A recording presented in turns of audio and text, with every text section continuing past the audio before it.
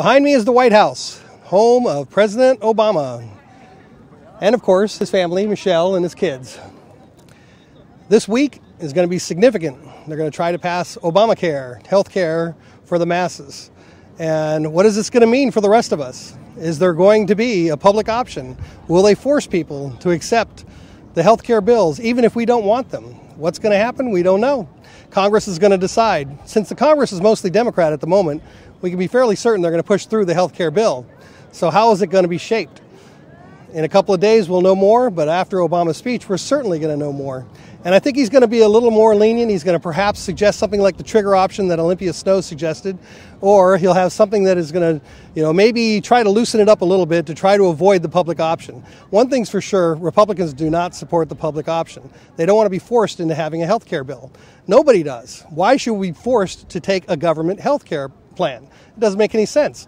If you were going to the store and you wanted to buy some candy, you'd want to buy the candy that you wanted, not the candy that the government says you have to take. We are not socialist America. It's not even a democracy. This is a republic, and most people don't even know that. You should be able to choose your health care system. You should not have to go for a government-mandated health care system. Let's imagine you own a candy store. It's all yours. You bought and paid for it. And now, Johnny Government comes along. They open a candy store next to you. Well, where did they get the money for the candy store? They got it from your pocketbook. So not only do you have to watch this candy store being built up next to you, you have to pay for them to compete against you. So here you are selling candies, but they're selling candies too using your money. So not only do they have lots of money, now they can compete in a way that is unimaginable because they have everybody else's money too. So they can sell their candy for 10 cents instead of 50 cents. They can make it whatever they want, whatever flavors they want, and they can put you out of business. And when you're out of business, then they own the whole market. It's the same thing with healthcare. They'll put all of the other businesses out of business. They say they're going to make the business more competitive. They don't want more competitive.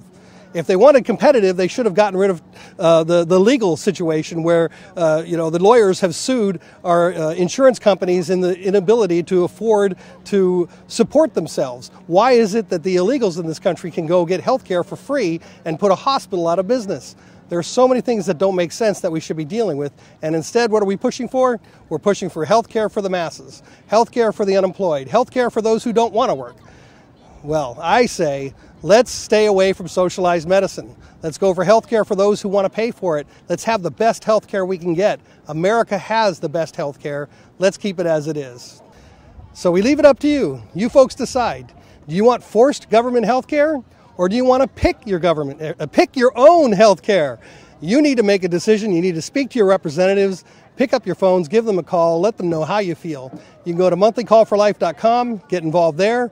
Of course, you can go to any other website that has government representative phone numbers and speak out. Ask President Obama to make the right decisions for this country. We are not socialist America.